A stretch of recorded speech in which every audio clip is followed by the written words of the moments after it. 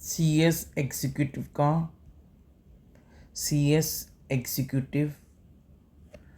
का company law and practice हम कर रहे थे, कंपनी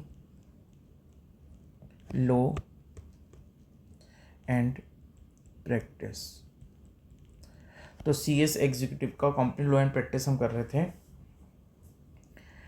तो हमारा चैप्टर नंबर 1 चल रहा था इंट्रोडक्शन।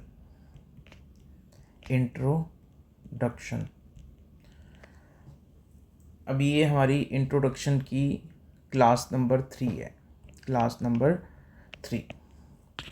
नेक्स्ट कॉन्सेप्ट है हमारा डॉक्ट्राइन ऑफ कंस्ट्रक्टिव नोटिस। अब देखो, कंपनी के दो इंपॉर्टेंट आर्टिकल्स होते हैं, कौन कौन से? एक होता है मेमोरेंडम ऑफ एसोसिएशन एंड एक होता है आर्टिकल ऑफ एसोसिएशन। ठीक। अब अगर कंपनी किसी आउटसाइडर से कोई भी डीलिंग कर रही है, अगर कंपनी किसी भी आउटसाइडर से कोई भी ट्रांजैक्शन कर रही है, कोई भी डीलिंग कर रही है, कोई भी कॉन्ट्रैक्ट कर रही है, तो ये जो आउटसाइडर है इसकी ड्यूटी बनती है कि ये कंपनी के memorandum of association and article of association को रीड करके और उसके बाद ही कंपनी के साथ कोई ट्रांजैक्शन करे। क्यों? क्योंकि memorandum and article of association में जो लिखा है उसके बियॉन्ड जाकर कंपनी कोई भी एक्ट नहीं कर सकती। अगर कंपनी अपने आर्टिकल एंड मेमोरेंडम के अगेंस्ट जाके बियॉन्ड जाके कोई एक्ट करती है, कोई ट्रांजैक्शन करती है, तो वो ट्रांजैक्शन वॉइड होती है from the very beginning. Clear है? इसलिए आउटसाइडर को ये ड्यूटी लगाई गई है कि भाई अगर आप जब कंपनी से डीलिंग कर रहे हो, कोई ट्रांजैक्शन कर रहे हो, तो पहले आप कंपनी के मेमोरेंडम और आर्टिकल्स पढ़ लो और ये चेक कर लो कि आप जो ट्रांजैक्शन कर रहे हो कंपनी के साथ, क्या वो ट्रांजैक्शन कंपनी कर सकती है अपने मेमोरेंडम एंड आर्टिकल्स के अकॉर्डिंग या नहीं। क्योंकि बाद में अगर ये पता लगा कि कंपनी मेमोरेंडम एंड आर्टिकल्स के अकॉर्डिंग वो ट्रांजैक्शन नहीं कर सकती थी, तो फिर कानून उसको उस ट्रांजैक्शन को वॉइड मान लेगा फ्रॉम द वेरी बिगिनिंग, और फिर आप कंपनी के अगेंस्ट केस भी नहीं कर पाओगे उस ट्रांजैक्शन के ब्रीच होने पर। क्लियर है? तो इसलिए यहां पे आउटसाइडर की ड्यूटी है। यहां पे ये डॉक्ट्राइन जो प्रोटेक्शन है, वो प्रोटेक्शन किसको दे रहा है? कंपनी को। तो प्रोटेक्शन टू कंपनी, ये जो डॉक्ट्राइन है ये प्रोटेक्शन किसको दे रहा है? कंपनी को दे रहा है। जैसे फॉर एग्जांपल मान लो कंपनी के आर्टिकल ऑफ एसोसिएशन में ये लिखा था कि भाई अगर कंपनी किसी को बिल ऑफ एक्सचेंज देती है, किसी को बिल ऑफ एक्सचेंज साइन करके देती है, तो कंपनी के आर्टिकल ऑफ एसोसिएशन में लिखा था कि अगर कंपनी किसी को बिल ऑफ एक्सचेंज साइन करके देती है, या कंपनी किसी को प्रोमिसरी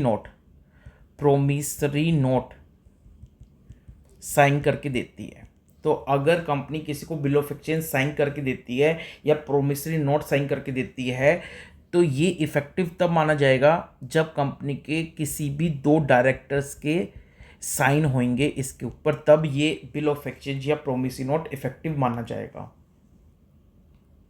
अब कंपनी ने क्या किया? कंपनी ने किसी को प्रोमिसरी नोट साइन करके दे दिया या बिल ऑफ एक्सचेंज साइन करके दे दिया, लेकिन उस पर सिर्फ वन डायरेक्टर के साइन थे, जबकि कंपनी के आर्टिकल्स में लिखा हुआ था कि ये प्रोमिसरी नोट या बिल ऑफ एक्सचेंज तब इफेक्टिव होगा जब इस पे दो डायरेक्टर के साइन होंगे। अब कंपनी ने जो ये प्रोमिसरी नोट या बिल ऑफ एक्सचेंज साइन करके मान लो मिस्टर एक्स को दिया, तो अब ये जो मिस्टर एक्स हैं इनको कंपनी के articles of association and memorandum of association read करने चाहिए थे। अगर ये रीड करते तो इनको पता लग जाता कि भाई ये जो कंपनी प्रॉमिसरी नोट या बिल ऑफ एक्सचेंज दे रही है ये इफेक्टिव तभी होगा जब इस पे 2 डायरेक्टर के साइन हैं। लेकिन यहाँ पे तो कंपनी ने बस एक डायरेक्टर के साइन करे और ये बिल ऑफ एक्सचेंज और प्रॉमिसरी नोट मिस्टर एक्स को दे दिया। अब इस प्रॉमिसरी नोट या बिल ऑफ एक्सचेंज के बेस पर, इस प्रॉमिसरी नोट और बिल ऑफ एक्सचेंज के बेस पर मिस्टर एक्स कंपनी को स्यू नहीं कर सकते, कंपनी को स्यू नहीं कर सकते। तो आई रिपीट, इस प्रॉमिसरी नोट और बिल ऑफ एक्सचेंज के बेस पर मिस्टर एक्स कंपनी को स्यू नहीं कर सकते, क्योंकि यहां पे doctrine of constructive notice applicable हो जाएगा। और डॉक्ट्राइन ऑफ कंस्ट्रक्टिव नोटिस कहता है कि भाई मिस्टर एक्स, आपकी ड्यूटी थी आप कंपनी के आर्टिकल्स और मेमोरेंडम को रीड करके आते, उसके बाद आप कंपनी के साथ कोई भी ट्रांजैक्शन करते। अगर आप कंपनी के आर्टिकल्स पढ़ लेते तो आपको पता लग जाता कि कंपनी जो ये आपको बिल ऑफ एक्सचेंज या प्रॉमिसरी नोट दे रही है ये इफेक्टिव नहीं है, क्योंकि कंपनी के आर्टिकल्स में लिखा है कि इस आर्टिकल पे, इस प्रॉमिसरी नोट पे 2 डायरेक्टर के साइन होने चाहिए। तो इसलिए इस प्रॉमिसरी नोट या बिल ऑफ एक्सचेंज के बेस पर मिस्टर एक्स कंपनी को स्यू नहीं कर सकते। हाँ, मिस्टर एक्स के पास और कोई डॉक्यूमेंट्स हैं, मिस्टर एक्स के पास और कोई डॉक्यूमेंट्स हैं, तो और कोई डॉक्यूमेंट्स हैं मिस्टर एक्स के पास, कोई और एविडेंस हैं, कुछ और चीज़ें हैं मिस्टर एक्स के पास, तो उसके बेस पर वो कंपनी को स्यू कर सकते हैं, वो एक अलग मैटर है। लेकिन इस प्रॉमिसरी नोट के बेस पर, इस बिल ऑफ एक्सचेंज के बेस पर मिस्टर एक्स कंपनी को स्यू नहीं कर सकते। सिंपल, क्लियर है? ये डॉक्ट्राइन ऑफ कंस्ट्रक्टिव नोटिस है। नाउ अब सेकंड चीज क्या है? सेकंड चीज ये है, नेक्स्ट प्रिंसिपल है doctrine of indoor management. Indoor management, doctrine of indoor management क्या कहता है? डॉक्ट्राइन ऑफ इंडोर मैनेजमेंट कहता है कि मान लो कंपनी किसी आउटसाइडर के साथ कोई डीलिंग कर रही है, कंपनी किसी आउटसाइडर के साथ में कोई ट्रांजैक्शन कर रही है, कोई डीलिंग कर रही है। तो कंपनी किसी आउटसाइडर के साथ में कोई डीलिंग कर रही है, कोई ट्रांजैक्शन कर रही है, तो अगर इस आउटसाइडर ने कंपनी के memorandum of association and article of association read कर लिए तो इसकी ऑब्लिगेशन यहीं पे ख़त्म हो जाती है। इसकी ऑब्लिगेशन यहीं पे ख़त्म हो जाती है। अगर कंपनी के मेमोरेंडम और आर्टिकल्स में जो लिखा है ये आउटसाइडर ने वो रीड कर लिया और कंपनी अपने मेमोरेंडम और आर्टिकल्स के हिसाब से ट्रांजैक्शन कर रही है तो कोई दिक्कत नहीं है। लेकिन अब अगर कंपनी के मेमोरेंडम और आर्टिकल ऑफ एसोसिएशन में ये लिखा है, मान लो कि जो कंपनी का डायरेक्टर है वो कंपनी के बिहाफ पर लोन ले सकता है, बोरोइंग कर सकता है। मान लो आर्टिकल्स में लिखा है, कंपनी के आर्टिकल्स में लिखा है कि जो कंपनी का डायरेक्टर है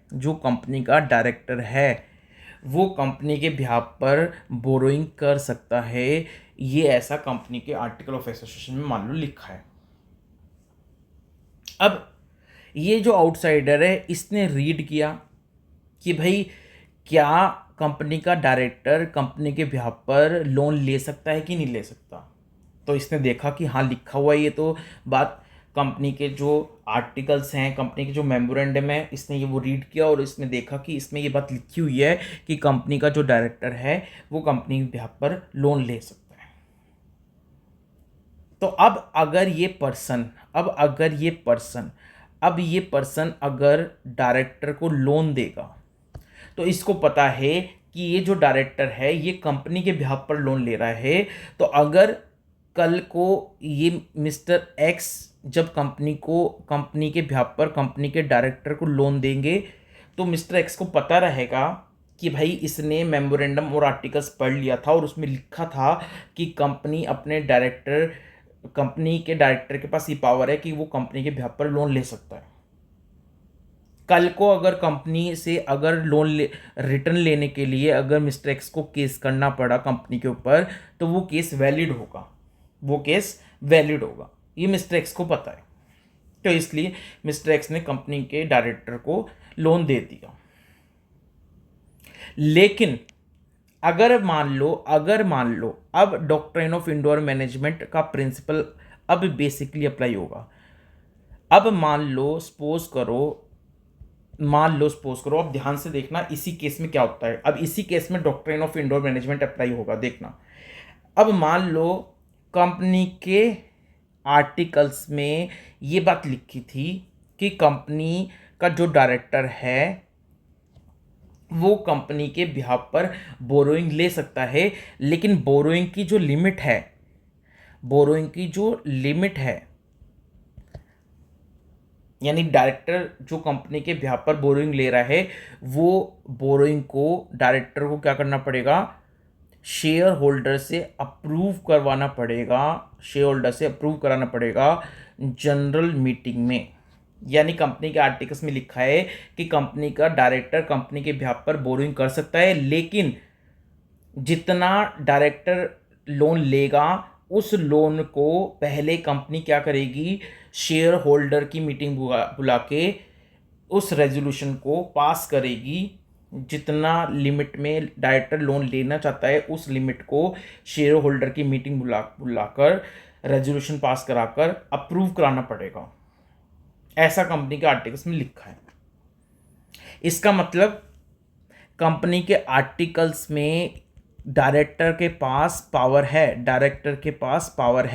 क्या पावर है डायरेक्टर के पास, कि वो कंपनी के बिहाफ पर लोन ले सकता है।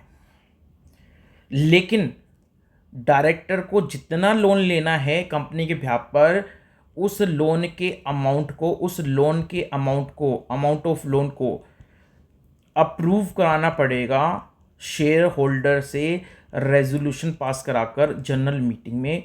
ये बात भी आर्टिकल्स में लिखी है। अब मान लो ये जो मिस्टर एक्स है, जब वो कंपनी के डायरेक्टर के साथ में डीलिंग करेगा और डायरेक्टर को लोन दे रहा होगा जब मिस्टर एक्स, तो मिस्टर एक्स कंपनी के आर्टिकल्स को, कंपनी के मेमोरेंडम को रीड करेंगे। और मिस्टर एक्स जब आर्टिकल्स को और मेमोरेंडम को रीड करेगा तो उसमें मिस्टर एक्स को क्या पता लगेगा कि हाँ, कंपनी का जो डायरेक्टर है वो कंपनी के बिहाफ पर लोन ले सकता है। ऐसा मिस्टर एक्स को पता लग जाएगा कंपनी के आर्टिकल्स और मेमोरेंडम पढ़ के। लेकिन मिस्टर एक्स को ये भी बात पढ़ने को आएगी कि आर्टिकल्स में ये भी लिखा है कि डायरेक्टर जितना अमाउंट का लोन लेना चाहता है उस अमाउंट को अप्रूव कराना पड़ेगा। कंपनी शेयर होल्डर की मीटिंग बुलाएगी और कंपनी शेयर होल्डर की मीटिंग बुला के उस अमाउंट को, जितना डायरेक्टर कंपनी के बिहाफ पे लोन लेना चाहता है, उस अमाउंट को शेयर होल्डर की मीटिंग बुलाकर रेजोल्यूशन पास कर अप्रूव कराना पड़ेगा। कंपनी के आर्टिकल्स में ऐसा भी लिखा है। तो अब मिस्टर एक्स की ड्यूटी क्या है यहाँ पर? तो अब यहाँ पे doctrine of indoor management real sense में अप्लाई हो रहा है। अब doctrine of indoor management x को क्या कहता है? Doctrine of indoor management x को कहता है कि बस आप कंपनी के article of association and memorandum of association read कर लो कि भाई जो डायरेक्टर है उसके पास ये पावर है कि नहीं कि वो कंपनी के बिहाफ पर लोन ले सकता है। बस आप ये चीज़ चेक कर लो। अब अगर कंपनी के आर्टिकल्स में ये भी लिखा है कि पहले जितना अमाउंट डायरेक्टर लोन लेना चाहता है उस लोन का अमाउंट शेयर होल्डर की मीटिंग बुलाकर रेजोल्यूशन पास करा के अप्रूव कराना पड़ेगा, तो वो कंपनी का इंटरनल मैटर है। आपको ये चीज़ चेक करने की जरूरत नहीं है, आपको ये चीज़ चेक करने की जरूरत नहीं है कि क्या जो डायरेक्टर ने जो लोन लेना है उस अमाउंट को अप्रूव कराने के लिए कंपनी ने जो नेसेसरी रेजोल्यूशन है वो पास कर लिया या नहीं कर लिया, वो आपको चेक करने की जरूरत नहीं है। ये डॉक्ट्राइन ऑफ इंडोर मैनेजमेंट कहता है। तो doctrine of indoor management mister x को ये कहता है कि सिर्फ आप आर्टिकल्स में या मेमोरेंडम में ये चेक कर लो कि जो डायरेक्टर है ये कंपनी के बिहाफ पर लोन ले सकता है या नहीं ले सकता, बस इतनी बात चेक कर लो।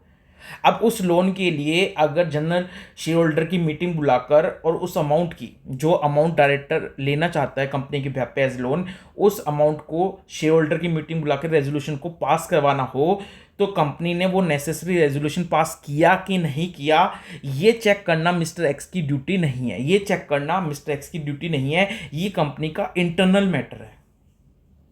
क्लियर है? तो डॉक्ट्राइन ऑफ इंडोर मैनेजमेंट यही कह रहा है। डॉक्ट्राइन ऑफ इंडोर मैनेजमेंट क्या कह रहा है कि जब company, doctrine of indoor management, अब ध्यान से सुनना, डॉक्ट्राइन ऑफ इंडोर मैनेजमेंट क्या कह रहा है, जब कंपनी किसी आउटसाइडर के साथ में डील करेगी, मिस्टर एक्स के साथ डील करेगी, तो मिस्टर एक्स को बस ये चेक करना है कि जो कंपनी ट्रांजेक्शन कर रही है आउटसाइडर के साथ में, वो ट्रांजेक्शन आर्टिकल ऑफ एसोसिएशन में या मेमोरेंडम ऑफ एसोसिएशन में अप्रूव है या नहीं, वो ट्रांजेक्शन कंपनी कर सकती है, ऐसा आर्टिकल में लिखा है कि नहीं लिखा, ये बस चेक कर लेना है। तो आउटसाइडर को बस ये चेक करना है कि जो ट्रांजैक्शन वो कंपनी के साथ कर रहा है वो ट्रांजैक्शन कंपनी के आर्टिकल्स में और मेमोरेंडम में अप्रूव है या नहीं है, मतलब ट्रांजैक्शन कंपनी वो ट्रांजैक्शन एज पर आर्टिकल और मेमोरेंडम वो ट्रांजैक्शन में कंपनी एंटर हो सकती है कि नहीं हो सकती, बस आउटसाइडर को ये चेक करना है। अब उस ट्रांजैक्शन के लिए अगर कंपनी को शेयर होल्डर की मीटिंग बुलाकर कोई नेसेसरी रेजोल्यूशन पास करना है, ये भी बात लिखी है, तो ये कंपनी का इंटरनल मैटर है, ये कंपनी का इंटरनल मैटर है। आउटसाइडर को ये रेजोल्यूशन पास हुआ कि नहीं हुआ ये चेक करने की नीड नहीं है, ये डॉक्ट्राइन ऑफ इंडोर मैनेजमेंट कह रहा है। क्लियर है? तो यहां पे डॉक्ट्राइन ऑफ इंडोर मैनेजमेंट किसको प्रोटेक्ट कर रहा है? यहां पे doctrine of indoor management protect कर रहा है आउटसाइडर को। ठीक है?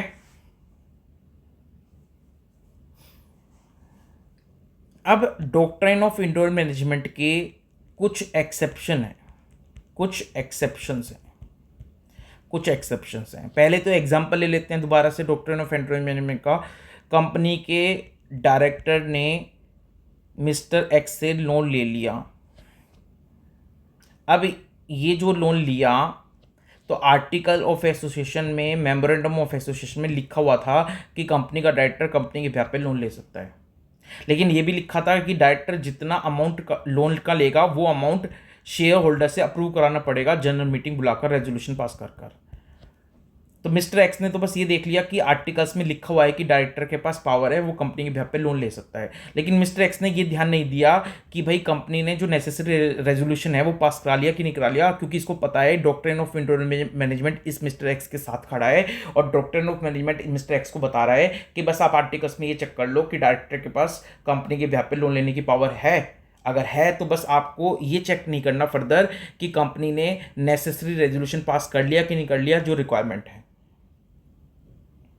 तो अब यहां पे ये जो मिस्टर एक्स ने लोन दिया है कंपनी को, ये वैलिड ट्रांजैक्शन है, और कल को अगर कंपनी मिस्टर एक्स को अपना लोन रिकवर करने के लिए कंपनी को स्यू करना पड़ा तो मिस्टर एक्स कंपनी को स्यू कर सकता है उस ट्रांजैक्शन के बेस पर।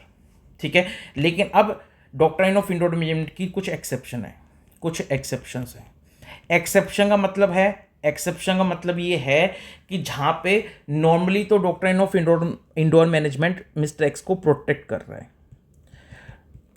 ठीक है, लेकिन एक्सेप्शन का मतलब ये है कि doctrine of indoor management mister x को ये कह रहा है कि भाई नॉर्मली तो doctrine of indoor management mister x को सपोर्ट करेगा, प्रोटेक्ट करेगा, लेकिन ये एक्सेप्शन हुई यानी मिस्टर एक्स इस एक्सेप्शन में फॉल हो गए तो फिर doctrine of indoor management mister x को, मिस्टर आउटसाइडर को प्रोटेक्शन नहीं देगा।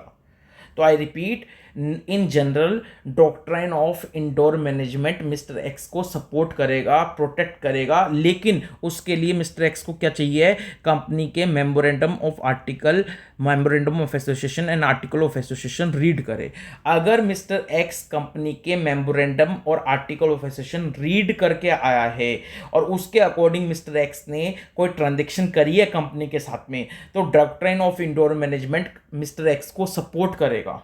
Doctrine of indoor management mister x को कहेगा कि आपने कंपनी के मेमोरेंडम और आर्टिकल ऑफ एसोसिएशन रीड कर लिए हैं, उसके अकॉर्डिंग आप कंपनी के साथ ट्रांजैक्शन कर रहे हो, तो डॉक्ट्राइन ऑफ इंडोर मैनेजमेंट आपके साथ खड़ा है।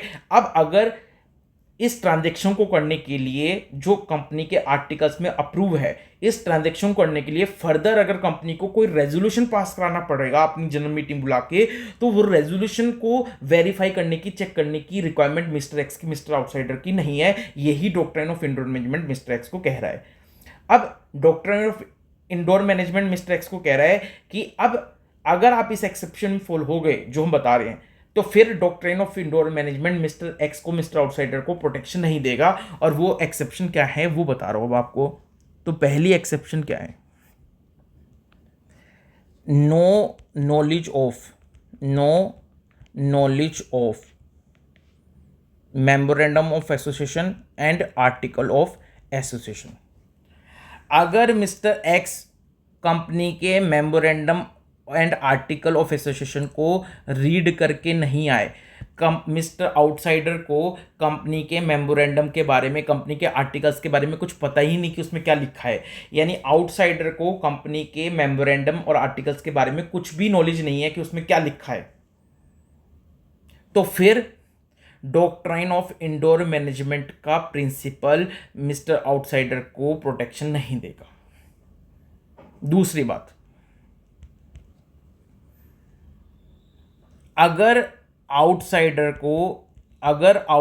को ये नॉलेज थी कि कंपनी के इंटरनल जो प्रोसेसेस होते हैं उसमें बहुत ज़्यादा इरेगुलरिटी होती हैं, यानी इसका मतलब आउटसाइडर को कंपनी में इरेगुलरिटीज होती हैं, कंपनी के इस आउटसाइडर को पता है कि कंपनी के जो इंटरनल प्रोसेसेस होते हैं, कंपनी को जो रेजोल्यूशन पास करने पड़ते हैं, उसमें बहुत ज़्यादा इरेगुलरिटी होती हैं, ये आउटसाइडर को पता है, इस बात की नॉलेज आउटसाइडर को पता है।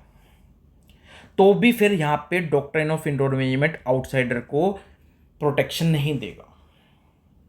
Doctrine of indoor management outsider को बोलेगा जब आपको पता है कंपनी का जो इंटरनल प्रोसेस है उसमें इरेगुलरिटी चलती है, तो फिर तो आउटसाइडर साहब आपको कंपनी ने नेसेसरी रेजोल्यूशन पास किया है कि नहीं किया, आपको वो भी चेक कर लेना चाहिए था। अगर आउटसाइडर को पता था कि कंपनी का जो इंटरनल मैनेजमेंट है उसमें इरेगुलरिटी चलती है, तो फिर अगर नॉलेज है आउटसाइडर को, चाहे ये नॉलेज आउटसाइडर को एक्सप्रेस नॉलेज थी या इम्प्लाइड नॉलेज थी, अगर किसी भी तरह आउटसाइडर को नॉलेज थी कि कंपनी में इरेगुलरिटी चलती है उसके इंटरनल मैनेजमेंट में, तो फिर तो आउटसाइडर साहब आपको ये भी चेक कर लेना चाहिए था कि कंपनी ने जो नेसेसरी रेजोल्यूशन पास करना था वो कंपनी ने करा कि नहीं करा। तो अगर आउटसाइडर को कंपनी की इरेगुलरिटीज के बारे में नॉलेज थी, तो doctrine of indoor management outsider को प्रोटेक्ट नहीं करेगा। तीसरा, फोर्जरी।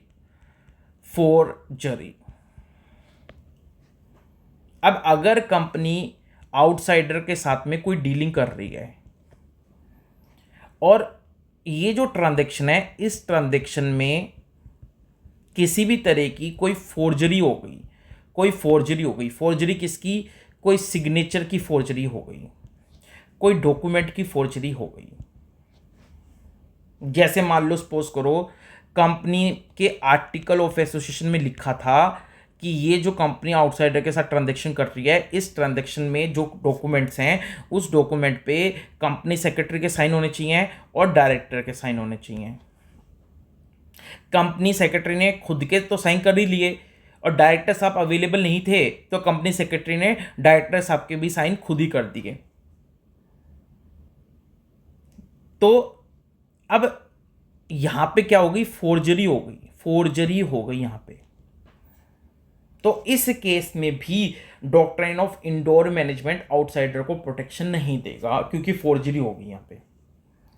और फोर्थ केस है नेग्लिजेंस। नेग्लिजेंस, अगर आउटसाइडर ने किसी भी चीज की नेग्लिजेंस दिखाई, आउटसाइडर ने किसी भी चीज की नेग्लिजेंस दिखाई, तो फिर doctrine of indoor management outsider को प्रोटेक्शन नहीं देगा। फॉर एग्जाम्पल, मान लो सपोज करो ये कंपनी है और ये आउटसाइडर है। अब कंपनी का जो माली है, जो गार्डन की सफाई करता है, गार्डन की सफाई कर रहा है, वो बहुत अच्छे से इंग्लिश बोलना जानता है। इसने क्या करा, आउटसाइडर के साथ में कंपनी के बिहाफ पर कोई ट्रांजैक्शन कर ली। तो अब आउटसाइडर को ये सोचना चाहिए था कि कंपनी का एक मालिक को इतनी बड़ी पावर कैसे मिल सकती है, कंपनी के मालिक के पास ये ट्रांजैक्शन कंपनी के बिहाफ पे करने की इस मालिक के पास इतनी बड़ी पावर कैसे आ सकती है, ये उसको सोचना चाहिए था। लेकिन इसने क्या दिखा दी, नेग्लिजेंस दिखा दी, लापरवाही दिखा दी। इसने सोचा कि इंग्लिश बोल रहा है तो शायद हो सकता है कि इसके पास कंपनी के बिहाफ पे ट्रांजैक्शन करने की पावर हो, और इसने कोई वेरिफिकेशन नहीं करी, तो ये होती है नेग्लिजेंस। तो अगर आउटसाइडर ने किसी भी तरह की नेग्लिजेंस करी, यानी कोई जो भी कंपनी के साथ आउटसाइडर ने ट्रांजैक्शन करी और उस ट्रांजैक्शन में ये शो हो गया कि आउटसाइडर की ये नेग्लिजेंस है, लापरवाही है। अगर आउटसाइडर समझदारी से काम लेता तो आउटसाइडर को वो हिडन फैक्ट्स पता लग जाते। तो आउटसाइडर ने अगर कोई नेग्लिजेंस दिखाई है, जो नॉर्मल कॉमन सेंस का इंसान उस नेग्लिजेंस को नहीं करेगा, लापरवाही वो नहीं करेगा। तो आउटसाइडर ने अगर कोई नेग्लिजेंस दिखा दी तो फिर doctrine of indoor management outsider को प्रोटेक्ट नहीं करेगा।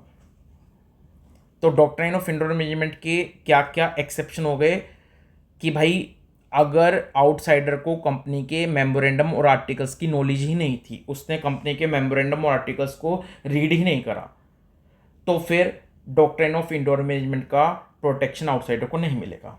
या फिर अगर आउटसाइडर को कंपनी की इरेगुलरिटी के बारे में नॉलेज थी, तो भी doctrine of indoor management outsider को प्रोटेक्ट नहीं करेगा। या फिर कंपनी आउटसाइडर के साथ जो ट्रांजैक्शन कर रही है, उस ट्रांजैक्शन में किसी भी तरह की फोर्जरी हो गई, तो फिर उस फोर्जरी के केस में भी आउटसाइडर को इंडोर मैनेजमेंट का प्रोटेक्शन नहीं मिलेगा। या आउटसाइडर ने किसी भी तरह की नेग्लिजेंस शो कर दी, तो भी फिर डॉक्ट्राइन ऑफ इंडोर मैनेजमेंट का प्रोटेक्शन आउटसाइडर को नहीं मिलेगा। अब एक और इसके अलावा सेक्शन है, सेक्शन नंबर 176। अब ये भी बहुत इंपॉर्टेंट सेक्शन है, सेक्शन 176। देखो ये क्या कहता है, ये बहुत अच्छा सेक्शन है। ये कहता है कि मान लो कंपनी ने इस डेट पर, ये कोई डेट है, मान लो ये डेट है 1 जुलाई 2025 मान लो। तो 1 जुलाई 2025 ये डेट है। इस डेट पर किसी डायरेक्टर की अपॉइंटमेंट हुई, इस डेट पे किसी डायरेक्टर की अपॉइंटमेंट हुई। अब ये जो डायरेक्टर की अपॉइंटमेंट है, ये किसी रीजन से इनवैलिड है, इनवैलिड अपॉइंटमेंट है। यानी ये जो डायरेक्टर की अपॉइंटमेंट है, ये डिफेक्टिव अपॉइंटमेंट है, इनवैलिड अपॉइंटमेंट है। लेकिन इस बात का पता ना तो डायरेक्टर साहब को है ना कंपनी को है। बस डायरेक्टर साहब की अपॉइंटमेंट हो गई, कंपनी भी सोच रही है कि ठीक ठाक डायरेक्टर साहब की अपॉइंटमेंट हो गई, और डायरेक्टर साहब भी सोच रहे हैं कि भाई ठीक ठाक मेरी अपॉइंटमेंट हो गई, जबकि टेक्निकल ग्राउंड पर ये जो अपॉइंटमेंट है ये इनवैलिड है, जो डायरेक्टर साहब को भी नहीं पता, कंपनी को भी नहीं पता। अब डायरेक्टर साहब कंपनी के बिहाफ पर यहाँ पे कुछ एक्ट कर देते हैं। उसके बाद कुछ दिन के बाद यहाँ पे इस डेट पर, ये कोई भी डेट है जो आप मन में सोच लो, वही डेट है ये वाली। तो इस डेट पर पता लग जाता है, चलो मैं लिख देता हूँ कि इस डेट पर, ये डेट है मान लो सपोज करो 20 जनवरी 2026। तो 20 जनवरी 2026 को ये पता लगता है, इस डेट पे ये पता लगता है कि भाई ये जो डायरेक्टर साहब हैं इनकी जो अपॉइंटमेंट है वो तो डिफेक्टिव है, इनवैलिड है, ये बात पता लग जाती है। तो अब ये पता लगने के बाद अब डायरेक्टर साहब जो भी एक्ट करेंगे, डायरेक्टर साहब अब जो भी एक्ट करेंगे वो सारे एक्ट इनवैलिड होंगे, इनवैलिड होंगे। लेकिन इस डेट से पहले, इस डेट से पहले डायरेक्टर साहब ने जो भी एक्ट्स किए हैं वो सारे एक्ट्स वैलिड रहेंगे, ऐसा सेक्शन 176 कहता है कंपनीज एक्ट का। तो ये था हमारा क्लास नंबर, ये थी हमारी class number 3 introduction, chapter 1 introduction CS executive group 1 company law and practice, chapter 1 introduction की क्लास नंबर 3।